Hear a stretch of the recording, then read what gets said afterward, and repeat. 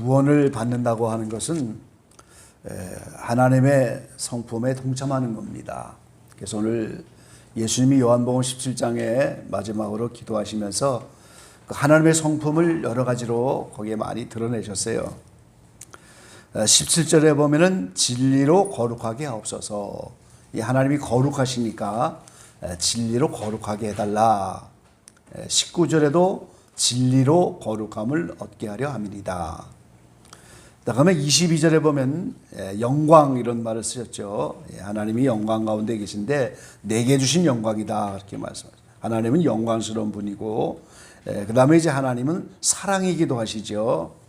그리고 이제 절대 평강 그리고 이제 기쁨 거기에 13절 이하에는 기쁨이라고 말했는데 기쁨 그리고 25절에 보면은 의로우신 아버지요 또 이렇게 말씀하셨어요. 하나님은 또 의로우신 분이죠. 그래서 오늘 구원받는다고 하는 것은 이런 하나님의 사랑, 거룩, 평강, 기쁨, 영광, 의 여기에 바로 동참을 하는 겁니다. 그래서 오늘 저와 여러분의 영성생활은 그 하나님의 의를 얻는 거예요. 이게 믿음 생활입니다. 그래서 오늘 하나님의 의를 얻는 과정을 오늘 우리가 잠깐 말씀을 함께 나눠보려고 합니다. 성경을 좀 찾아보면서 말씀을 함께 나눠보죠. 자, 성경에 나타난 하나님의 의, 특별히 로마서 중심으로 좀 보려고 합니다. 로마서 3장 5절에서 6절까지 말씀이에요. 3장 5절 6절입니다. 그러나 우리 불의가 하나님의 의를 드러나게 하면 무슨 말하리요? 내가 사람의 말하는 대로 말하노니 진노를 내리시는 하나님이 불의하시냐? 결코 그렇지 아니하니라. 만일 그러하면 하나님께서 어찌 세상을 심판하시리요? 자, 오늘 하나님은 의로우신 분이신데 오늘 하나님은 결코 불의할 수가 없다는 거지요. 불의하면 어떻게 세상을 심판할 것이냐. 그래서 하나님의 의, 하나님은 의로우신 분이라는 거예요. 이렇게 하나님이 의로우신데 율법으로는 그 의를 얻지 못하고 하나님의 의가 새롭게 나타났다고 3장 20절로 21절에도 그렇게 말씀하셨어요. 그러므로 율법의 행위로 그의 앞에 의롭다 하심을 얻을 육체가 없나니 율법으로는 죄를 깨달음이니라. 이제는 율법 외에 하나님의 한 의가 나타났으니 율법과 선지자들에게 증거를 받은 것이라. 자, 율법으로는 죄를 깨달음이라 그랬죠. 율법이라고 하는 기준이 있으니까 죄가 죄로 드러나는 거죠. 교통법규가 있으니까 거기에 기준해서 딱지를 떼는 거예요. 그러니까 법은 그 죄를 드러나게 하는 거예요. 율법은 죄를 드러나게 하는데 그 율법 가지고는 의롭다고 할 수가 없고 하나님의 의가 나타났다 그랬어요. 계속해서 이제 22절에 보니까 예수 그리스도를 믿음으로 말미암아 모든 믿는 자에게 미치는 하나님의 의인이 차별이 없느니라. 자, 우리가 하나님의 의에 이르러야 되는데 율법으로는 그 하나님의 의에 이를 수가 없고 예수 그리스도를 믿는 믿음으로 말미암아 하나님의 의에 이르게 된다 그 말이죠. 거기 26절에도 그렇게 말씀하셨어요. 곧 이때에 자기의 의로우심을 나타내사 자기도 의로우시며 또한 예수 믿는 자를 의롭다 하려 하심이니라. 그러니까 예수님이 이 땅에 오신 것은 하나님이 의로우신 분이니까 그 하나님이신 그분이 육체를 갖고 오셨잖아요. 그러니까 예수님도 의로우시죠, 당연히. 그러니까 하나님이 의로운 것을 예수님을 통해서 자기의 의로움을 나타내시고 자기도 의로우면서 그 예수 믿는 자를 의롭게 하시려고 나타나셨다는 거죠. 그래서 예수님을 믿는 방법으로 의롭게 되는 하나님의 의예요. 자, 28절입니다. 그러므로 사람이 의롭다 하심을 얻는 것은 율법의 행위에 있지 않고 믿음으로 되는 줄 우리가 인정하노라. 사도 바울이 지금 로마서를 쓰면서 이제 하나님을 의롭다 그러시면서 구약의 율법으로는 의로울 수가 없고 이제는 믿음을 통해서 의롭게 된다. 이렇게 이거를 이제 로마서에서 지금 입증하면서 말씀을 우리에게 주는 거예요. 근데 이제 하나님이 구약에 아브라함이라고 하는 믿음의 조상을 부르셔서 먼저 아브라함을 통해서 하나님의 의를 얻는 과정을 봐서 보이신 거예요, 하나님께서. 자, 그러면 로마서에 나타난 그 믿음의 여정입니다. 우리가 하나님의 의에 이르는 과정이 하나님은 어떻게 정해 놓으셨느냐, 이 구원의 서정이죠. 믿음의 여정. 로마서 8장 29절로 30절까지 말씀입니다. 하나님이 미리 아신 자들로 또한 그 아들의 형상을 본받게 하기 위하여 미리 정하셨으니 이는 그로 많은 형제 중에서 맏아들이 되게 하려 하심이니라. 또 미리 정하신 그들을 또한 부르시고 부르신 그들을 또한 의롭다 하시고 의롭다 하신 그들을 또한 영화롭게 하셨느니라. 자, 하나님은 미리 정하신 이 예정론입니다. 그래서 미리 정해 놓으셨어요. 사람 편에서는 그 예정을 다 알 수 없어요. 그런데 이제 하나님은 미리 정해 놓으셨어요. 근데 그 정하신 목적이, 또 부르시는 목적이 아들의 형상을 본받게 하려고, 그러니까 예수님의 형상을 본받게 하려고 미리 정해 놓으셨는데, 그래서 미리 정하신 그들을 부르신다는 거예요. 그 부르심이 오늘 소명이라고 하는 거예요. 소명 또는 출애굽, 그렇게 말하는 거죠. 애굽을 떠나는 거죠. 출애굽, 부르심, 소명. 이렇게 소명을 받고 부르심을 받으면 그 다음에는 의롭다고 하시는데, 그 의롭다고 하는 게 이제 두 가지 단계가 있어요. 의롭다고 칭해주는 칭의가 있고 실제 의로워지는 득의가 있어요. 많은 이제 이 개혁 신학자들이 칭의와 득의를 잘 구별을 못하더라고요. 이신칭의 이런 말과 이신득의, 이거를 그냥 같이 혼용해서 쓰는 경우가 많단 말이죠. 근데 그건 다른 거예요. 의롭다고 여겨주시는, 그건 갑을 해주는 거예요, 갑을. 오늘 저와 여러분이 하나님을 아버지라고 부르잖아요, 사실. 근데 사실은 양자의 영이 오는 로마서 8장에 죄에서 해방돼서 양자의 영이 와야 아버지라고 부르는 거예요, 그때.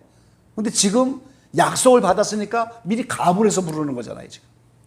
갑을 겁니다. 이제 월급 갑을 하듯이 미리 아버지라고 부르는 거예요. 양자의 영이 와야 실제 아버지가 되는 거거든요. 그래서 의롭다고 하는 것도 실제 의로운 것이 아직 아니지만 의롭다고 여겨주신다는 거예요, 지금. 그걸 칭이라고 하는 거고, 또 실제 의로워지는 득의의 단계가 따로 있다는 거예요. 그러고 나서 이제 영화롭게 하신다 그랬어요. 그 영화롭게 하는 게 8장 29절에 있는 아들의 형상인 거예요. 예수님의 형상이 부활하시고 이제 영화롭게 되는데, 그 영화롭게 되는 부활의 형상을 본받게 하기 위해서 정하셨다 그랬어요. 자, 아브라함을 부르신 그것이 창세기 12장에 나와 있죠. 하나님이 구약시대에 아브라함을 부르셔서 믿음의 조상으로 삼으셔서 이 하나님의 의를 얻는 과정을 먼저 보이시고, 이 아브라함의 후손 우리도 그 아브라함이 걸어갔던 일을 그대로 따라가도록 그렇게 이제 정해 놓으셨어요. 12장 1절부터 쭉 보면 하나님이 이제 아브라함을 부르셨잖아요. 너희 본토 친척 아버지 집을 떠나 내가 지시할 땅으로 가라. 그 지시한 땅이 바로 가나안 땅입니다. 그래서 아브라함이 4절에 보니까 여호와의 말씀을 쫓아갔다 그랬어요. 그리고 하란을 떠날 때 나이 75세였더라. 그리고 5절 말씀해 보니까 마침내 가나안 땅에 들어갔더라 그랬어요. 가나안 땅에 들어가서 7절에 보니까 오늘 여호와를 위하여 단을 쌓고 그랬어요. 지난번에 상수리 나무만 찾아다녔다고 그랬는데 6절에도 이제 그 상수리 나무가 나왔잖아요. 그 상수리 나무 밑에 가서 오늘 제단을 쌓고 이제 하나님을 향해서 예배한 거지요. 그 제단을 쌓은 그 순간, 가나안 땅에 들어가서 제단을 쌓는 그 순간이 아브라함의 부르심이에요. 제일 먼저 출애굽이 됐다고 말이죠. 소명받았다 그런 거예요. 그 다음에 하나님이 아브라함을 이제 의롭게 하시는데 칭의가 이제 먼저 온다고 제가 말씀드렸는데 그 칭의는 바로 15장에 나와 있어요. 15장에. 창세기 15장. 15장 말씀 보니까 전체적인 내용이 이제 그 15장에 하나님을 따라다닌 지가 이제 한 10년 이렇게 돼서 85세가 됐는데 그때까지 자녀를 주지 않으신 거예요. 그래서 나는 무자하오니 나의 상속자는 다메섹 엘리에셀이다. 그럴 때 하나님이 오늘 내 몸에서 날 자가 너의 후사다. 그리고 이제 5절에 밖으로 데리고 나가서 하늘의 별을 셀 수 있나 보라. 그러면서 내 자손이 이와 같이 많을 것이다. 그렇게 또 언약을 하시는 거예요. 그러니까 6절에 아브라함이 여호와를 믿으니 여호와께서 이를 그의 의로 여기시고 그랬잖아요. 지금 분명히 여기시고 그랬죠. 아직 실제 의로워진 것이 아닌데 의롭다고 여겨주셨다는 거예요. 이게 칭의입니다. 지금 이게 칭의예요. 의롭다고 여겨주셨어요. 그때가 이제 85세입니다. 85세예요. 그리고 이제 17장에 가서 99세가 됐을 때 오늘 아브라함이 이제 실제 의로워지는 거죠. 자, 17장에 가서 보면은 1절 말씀에 99세 때에 나타나셔서 너는 내 앞에서 행하여 완전하라 그렇게 말씀하셨고, 그 다음에 언약을 세우는데 오늘 7절 말씀에 보면 영원한 언약이다 그랬어요. 그리고 8절에 영원한 기업이 되게 할 것이다. 그러면서 다 할례를 받아라. 9절, 10절, 11절에 이렇게 말씀하셨죠. 그래서 오늘 17장에 가서 오늘 할례를 베푸셨고 그 다음에 5절 말씀에 보면 이름도 바꿔주셨어요. 아브람에서 아브라함이다 이렇게. 그래서 열국의 아비가 되는 거예요. 그리고 이제 99세에 오늘 이삭을 주셨기 때문에 100세 났잖아요 지금. 그럼 요때 이제 할례를 받게 됐는데 그 할례의 의미가 이제 뭐냐 하는 거죠. 다시 로마서 4장으로 넘어갑니다. 로마서 4장으로 가셔서 11절 말씀 한번 보세요. 11절 같이 한번 읽어보십시다. 저가 할례의 표를 받은 것은 무할례 시에 믿음으로 된 의를 인친 것이니 이는 무할례자로서 믿는 모든 자의 조상이 되어 저희로 의로 여기심을 얻게 하려 하심이라. 아멘. 자, 무할례 시에 오늘 창세기 15장에 할례 받기 이전에 의롭다고 여겨주셨잖아요. 그런데 그 무할례 시에 받은 그 의를 오늘 그 의는 칭의잖아요. 지금 의롭다고 여겨주시는 거잖아요. 근데 17장에 와서 할례 받은 것은 그 무할례 시에 믿음으로 된 그 칭의, 그걸 인을 쳤다 이 말이에요. 그때 실제 득의가 되는 거예요. 그래서 그게 이제 실제 득의가 되는 겁니다.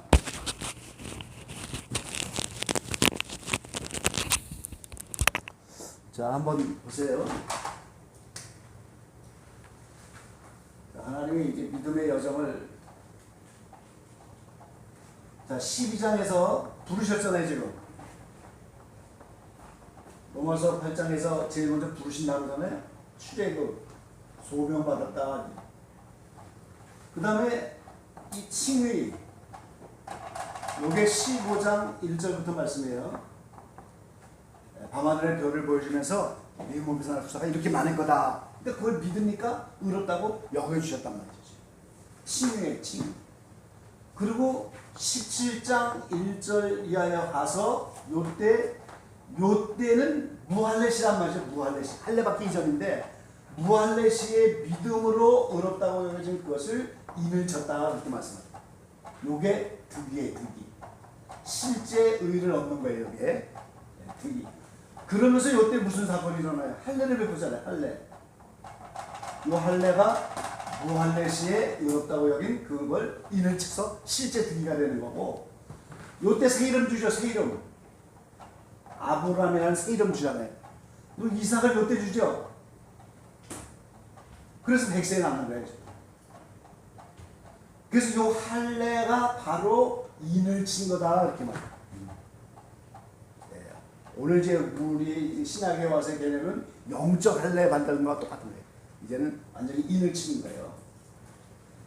그래서 우리가 여기서 이제 꼭 알아야 될 것은 우리 믿음의 조상을 이루기를 갔는데 요 의롭다고 여겨주시는 칭의에서부터 이 득기까지 이르는 과정 속에서 이 믿음이 계속 유지가 돼야 되는 거예요. 계속 의롭다고 여겨줘야 돼요. 중간에 믿음이 없어지면 어떻게 되겠어요? 이단교주나 가라지가 이 부분에서 타락하는 거거든요.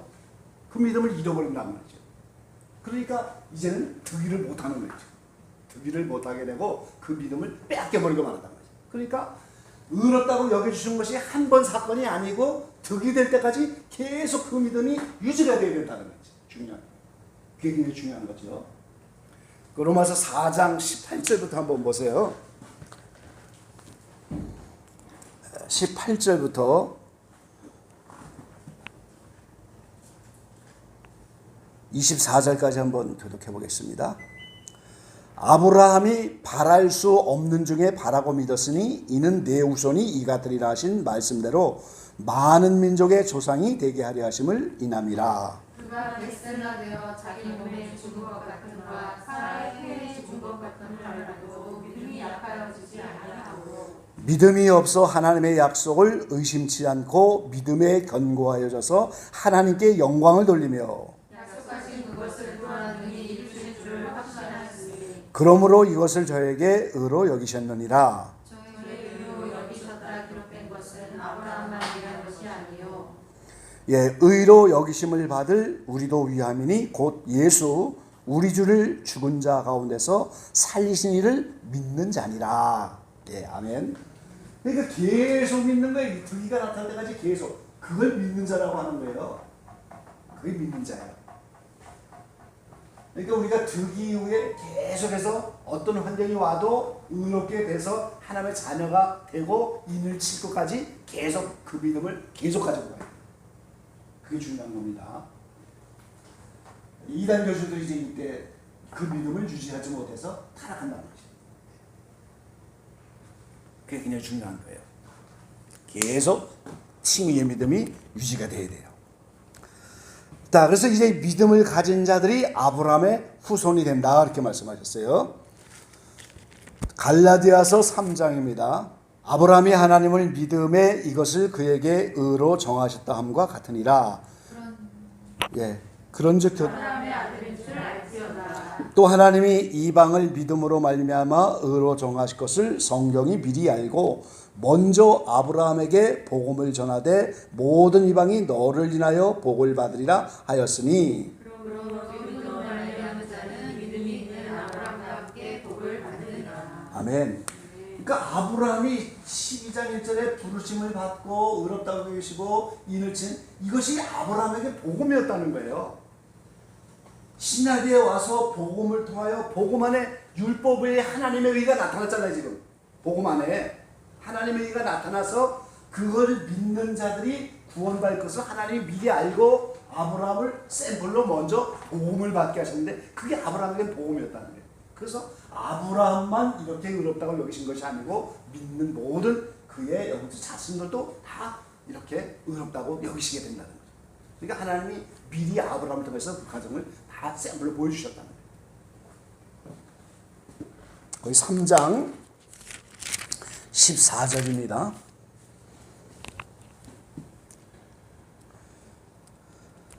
이는 그리스도 예수 안에서 아브라함의 복이 이방인에게 미치게 하고 또 우리로 하여금 믿음으로 말미암아 성령의 약속을 받게 하려 함이니라.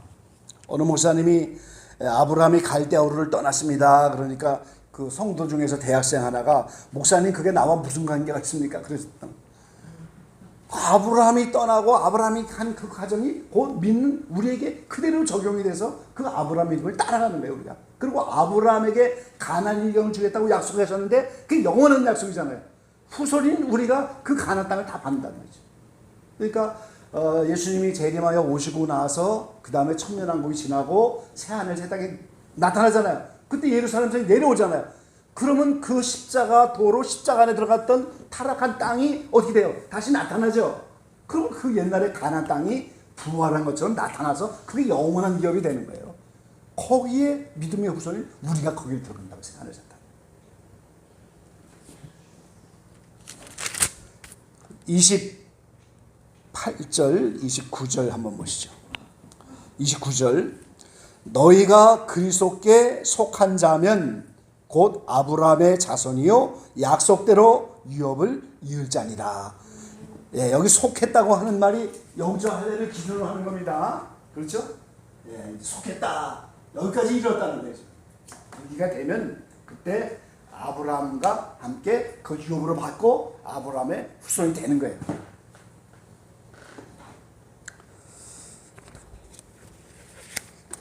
자, 그런데 이제 우리가 여기서 한 가지 이제 알아야 될 것은 이 하나님의 의가 예수 그리스도에게 나타났다 그랬어요, 지금. 다시 로마서 3장 25절과 26절로 갑니다.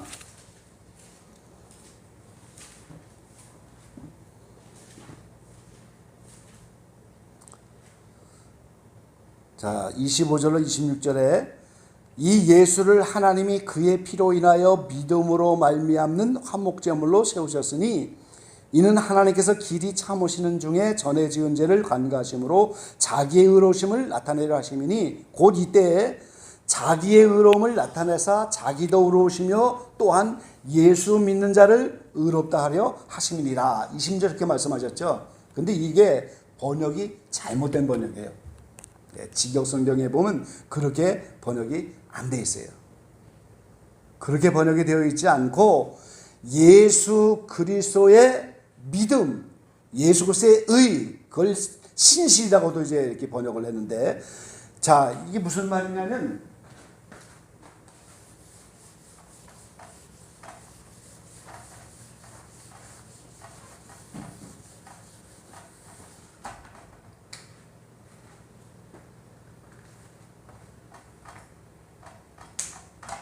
자, 하나님이 의로우신 분이신데 예수님이 나타나셔서 하나님의 의를 가지고 예수님이 의로우시잖아요, 지금. 그래서 베드로서에는 예수 그리스도의 의라고 이렇게 말했어요. 아예 예수 그리스도의 의. 이따가 찾아볼게요. 그러면 우리가 요 17장에 가서 영적 할례 받으면서 득이 된다고 하는 이 말이 여기에 이르면 내 자신이 변화받아서 의롭게 되는 게 아니고 그 예수님의 의에 접붙임을 당해서 그와 한 몸이 돼서 의로 들어간다는 거예요. 개념이. 그분의 신실하심 때문에, 그분의 믿음 때문에, 그분의 성실 때문에, 그분의 의 때문에 그것이 내가 걸어가서 접붙임에서 하나가 된다는 개념이지, 내 자신이 여기에 이르렀기 때문에 이제는 내 자신이 의롭게 변화가 된다, 그런 개념이 아닌 거예요. 다른 겁니다, 개념이. 이게 접붙임이라고 하는 거예요. 그래서 접붙임. 이 사람인자를 이렇게 쓰잖아요. 사람인자. 여기가 이제 갈비가 있는 부분인 것 같아요. 제가 볼 때는 한 분이다. 그 영적인 의미가 있잖아요. 이 남자하고 여자인데 이게 서로 의지하게 만드는데 여기 갈비뼈점이라는 거죠. 그럼 예수 그리스도가 남자예요. 예수 그리스도가. 그 창세기에 그 뼈에서 이제 하와가 나오잖아요. 그럼 구원받은 모든 사람이 여자인데 여기 가서 접붙임을 당하는 거예요. 예수 그리스도에게 접붙임을 당하기 때문에 그 예수님을 통해서 하나님께 접붙임을 당하는 거예요. 우리가 지금. 그렇게 되는 겁니다. 우리 스스로가 어떤 득이라고 하는 그 단계에서 내 자신이 의로움으로 변화가 되는 그런 개념이 아니고 예수 그리스도의 의, 거기에 접붙임이 돼서 예수와 하나가 되기 때문에 더불어서 의로워진다. 이런 개념의 의라는 거예요. 좀 다른 겁니다. 차이가 엄청 많이 나는 거예요. 엄청 많이 나는 거죠. 이게 엄청 많이 나는 겁니다. 이렇게 되면 내가 무슨 공로가 있는 것 같고 내가 믿음으로 어떤 경지에 들어간 것 같고 이런 개념으로 계속 가잖아요, 지금. 근데 그런 게 아니에요. 예수 그리스도에게 접붙여서 내가 이제 한 몸이 돼서 의롭게 되는 거예요. 운전딱지가 편지 봉투에 딱 붙어야 어디 목적지락에서 가는 거지. 스스로는 주소가 없는데 어디 가겠어? 편지 봉투가 없어. 그것처럼 예수님에게 딱 접붙임을 당해서 목적지로 갈 수가 있는 거예요, 지금. 그래서 예수 그리스도가 하나가 되는 연합, 그래서 이제 그 합일이라는 개념이 중요한 거고요.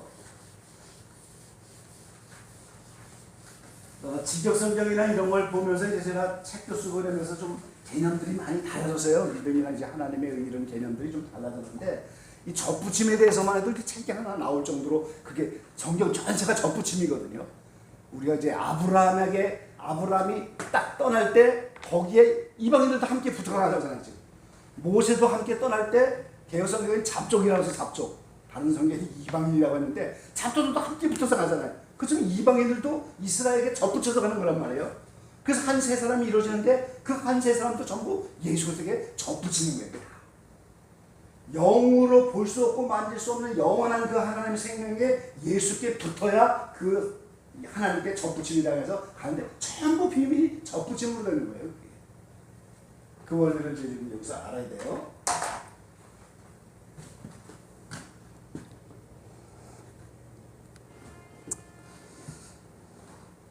그래서 모두 죄인이지만 율법의 의로는 의로우지 못하고 오늘 그래서 이 광야 연단 가정, 자 우리가 이제 여기서 떠나서 쭉 이제 이 득이라고 하는 이 단계까지 가는데 이게 다 광야 연단 가정이잖아요. 이게 지금 그렇죠? 이게 지금 광야 연단 가정이에요. 포도나무에 가지가 붙어서 붙는 가정이란 말이죠. 접붙이는 가정인 거예요. 접붙임의 가정을 연단이라고 하는 거예요. 지금.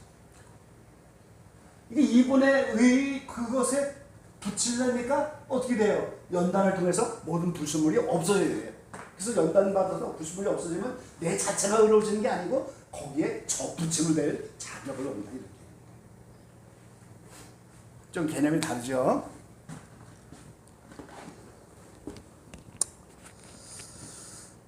베드로후서 1장 1절 한번 보시겠습니다.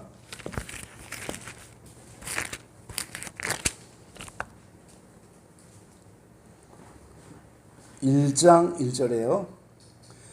예수 그리스도의 종과 사도인 시몬 베드로는 우리 하나님과 구주 예수 그리스도의 의를 힘입어 동일하게 보배로운 믿음을 우리와 같이 받은 자들에게 편지하노니.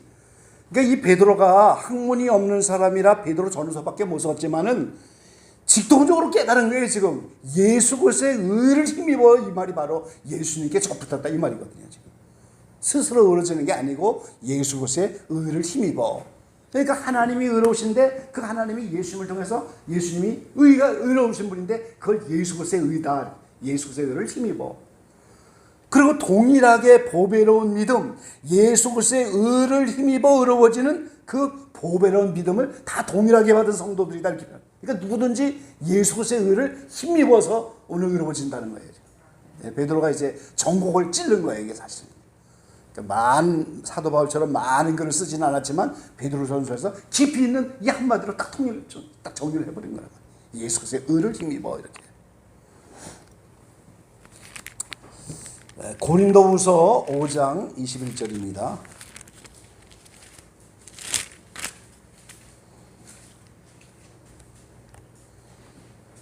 5장 21절. 하나님이 죄를 알지도 못하신 자로 우리를 대신하여 죄를 삼으신 것은 우리로 하여금 저희 안에서 하나님의 의가 되게 하려 하심이다 그랬잖아요. 지금. 예수님 안에서 하나님의 의가 되는 거예요, 우리가 지금. 그래서 계속해서 합일이라는 개념이 내가 너희 안에 너희가 내 안에 이 말이 그 하나님 안으로 들어가는 방법이 예수님 안에 접붙이니까 예수 그리스도의 의를 힘입어서 하나님의 의로 들어간단 말이에요. 저희 안에서 예수 그리스도 안에서만 하나님의 의가 되는 거예요. 지금. 그러니까 내가 너희 안에 너희가 내 안에 계속해서 요한복음 17장에도 마지막 기도하면서 그걸 여러 번 말씀하시잖아요. 지금. 그게 전부 접붙임의 개념인 게 다. 그래서 모든 믿는 자들 이제 득이가 된다는 것이 이제 예수 그리스도 안에 들어가고 합일되고 예수 그리스도의 의를 통해서 하나님께 나가게 되는 거고 광야 연단 과정이 다 접붙임의 과정이다 이 말이죠. 자, 그다음에 중요한 것은 요 득이가 된 다음에 이 나머지 과정의 나머지 과정 이걸로 끝나는 것이 아니고 이 과정까지 가서 여기 도착해야 바로 완전히 된다는 거예요. 아까 요한복음 17장에 예수님이 온전을 이루어 그렇게 완전하게 되는 거죠. 이 과정을 또 이제 우리가 생각해 봐야 돼요. 자, 로마서 6장입니다. 로마서 6장 15절입니다. 15절에서 23절까지 한번 읽어보시죠. 교독하겠습니다. 그런즉 어찌하리요 우리가 법 아래 있지 아니하고 은혜 아래 있으니 죄를 지으리요 그럴 수 없느니라. 너희 자신을 종으로 들여 누구에게 신성하든지 그 신성함을 받는 자의 종이 된 줄을 너희가 알지 못하느냐. 혹은 죄의 종으로 사망에 이르고 혹은 순종의 종으로 의에 이르느니라. 하나님께 감사하리로다. 너희가 본래 죄의 종이더니 너희에게 전하여 준 바 교훈의 보온을 마음으로 순종하여 죄에서 해방되어 의의 종이 되었느니라. 너의 육신이 연약함으로 내가 사람의 예대로 말하노니 전에 너희가 너희의 지체를 부정과 불법에 들여 불법에 이른 것 같이 이제는 너희의 지체를 의에게 종으로 들여 거룩함에 이르라. 너희가 죄의 종이 되었을 때에는 의에 대하여 자유하였느니라. 너희가 그때 무슨 열매를 얻었느뇨? 이제는 너희가 그 일을 부끄러워하나니 이는 그 마지막이 사망임이니라. 그러나 이제는 너희가 죄에서 해방되고 하나님께 종이 되어 거룩함에 이르는 열매를 얻었으니 이 마지막은 영생이라. 죄의 싹은 사망이요 하나님의 은사는 그리스도 예수 우리 주 안에 있는 영생이니라. 아멘. 자, 이 본래는 출애굽하기 이전에 다 죄의 종이잖아요, 우리가. 그렇죠? 이 죄의 종이에요, 죄의 종. 그런데 요때 출애굽을 하면서 교훈, 말씀을 이제 받았단 말이에요. 그럼 이 말씀에 순종하는 삶을 쭉 살으니까 이제는 득이 될 때 의의 종이 된다 이렇게 말. 여기가 의의 종이에요. 그러니까 그걸 하나님의 종이라고 하는 거죠. 그리고 이제 오늘 거기에 22절에 너희가 죄에서 해방되고 그랬잖아요. 요 의의 종이 됐을 때 죄에서 해방이 되는 거예요, 이제 그때가. 로마서 8장 경지란 말이죠. 여기 득이 되는 거예요, 지금. 죄에서 해방이 되고 영적 할례 받고 말이죠. 근데 그걸로 끝나는 것이 아니고 오늘 그때부터 거룩함에 이르는 열매를 맺어서 그 마지막이 영생이다 이렇게 말하고 있잖아요. 그러니까 계속해서 어떻게 돼요? 거룩함에 이르는 열매를 맺어야 된다. 그렇죠? 계속해서. 이걸로 끝나는 게 아니고 이 로마서 이제 6장에 이 삶이 계속 또 돼야 되는 거죠. 자, 이것이 이제 다른 원리로 아까 부르신 다음에 의롭다고 하시고 득이, 칭의 득이, 그 다음에 영화롭게 되셨느니라, 영화롭게 하셨느니라 그랬잖아요. 영화롭게. 자, 그러면 요한복음 17장으로 다시 넘어가 볼게요. 요한복음 17장입니다.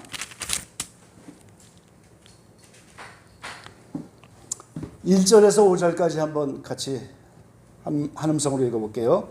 예수께서 이 말씀을 하시고 눈을 들어 하늘을 우러러 가라사대 아버지여 때가 이르렀사오니 아들을 영화롭게 하사 아들로 아버지를 영화롭게 하게 하옵소서. 아버지께서 아들에게 주신 모든 자에게 영생을 주게 하시려고 만민을 다스리는 권세를 아들에게 주셨음이로소이다. 영생은 곧 유일하신 참 하나님과 그의 보내신 자 예수 그리스도를 아는 것입니다. 아버지께서 내게 하라고 주신 일을 내가 이루어 아버지를 이 세상에서 영화롭게 하였사오니 아버지여 창세 전에 내가 아버지와 함께 가졌던 영화로서 지금도 아버지와 함께 나를 영화롭게 하옵소서. 영화롭게 한다 이 말이 영광스럽게 하는 말과 같은 말이에요. 지금 영광스럽게 한다. 이게 이제 그리 영광 돌린다 그러잖아요 지금. 그럼 예수님이 이 땅에 육신을 입고 오셔서 지금까지 내가 하나님을 영화롭게 했다 그러고 있잖아요 지금. 그렇죠? 지금까지 내가 영화롭게 했다. 그 영광을 돌렸다는 말인데 이 말은 하나님의 성품을 다 드러냈다 이 말이에요 지금. 하나님이 의로우니까 의를 드러냈고 하나님이 사랑이니까 사랑을 드러냈고 하나님이 거룩하니까 거룩함을 드러냈고 평화와 이걸 다 드러냈다는 거예요 지금까지. 내게 맡겨주신 일을 통해서 하나님을 영화롭게 하고 지금까지 영광을 돌렸습니다. 근데 또다시 십자가를 앞에 두고 다시 한번 나를 영화롭게 해달라. 그러면 내가 다시 하나님께 또 영광을 돌리겠다. 이렇게 기도하시고 있는 거예요, 지금. 그럼 육신을 가지고 모든 영광을 다 돌리고 영화롭게 했는데 십자가를 앞에 두고 다시 영화롭게 하려면 이거는 바로 한 가지 육신을 가지고는 영광 돌리지 못할 영생이라고 하는 하나님의 성품을 이제는 나에게 주어서 하나님께 영광을 돌리게 해달라. 이 기도를 하고 계신 거예요, 지금. 요 영생이 바로 창세전의 영화다 이 말이에요, 지금. 모든 만물을 짓기 전에 하나님과 아들 안에 있는 영생이라고 하는, 말씀을 계신 영생이라고 하는 그거를 영화롭게 하셔서 쉽게 말하면 부활해서 영생을 달라. 이 말을 이제 하시는 거예요, 지금. 이해가 되시죠? 예. 그러니까 우리가 영광 돌린다는 게 이제 강대상을 해놨고 영광 돌 이런 개념이 아닌 거예요. 이게 지금 그분의 성품을 순간순간. 어떤 분들은 예수 믿는데 돈이 없으면 좀 덕이 안 된다 그러고 영광이 안 된다. 그 새빨간 거짓말이에요, 그건. 돈이 많아야 이게 다 이런 하나님의 성품을 드러내나? 거꾸로죠, 지금. 그게 아니란 말이죠. 하나님의 성품을 드러내야 영광을 돌리는 거예요, 그게. 이게 어려운 말이잖아요. 자, 사도행전 3장 보겠습니다. 3장 13절이에요. 13절. 13절부터 15절까지 읽어봅니다. 아브라함과 이삭과 야곱의 하나님 곧 우리 조상의 하나님이 그 종 예수를 영화롭게 하셨느니라. 너희가 저를 넘겨주고 빌라도가 놓아주기로 결단한 것을 너희가 그 앞에서 부인하였으니 너희가 거룩하고 의로운 자를 부인하고 도리어 살인한 사람을 놓아주기를 구하여 생명의 주를 죽였도다. 그러나 하나님이 죽은 자 가운데서 살리셨으니 우리가 이 일의 증인이로다.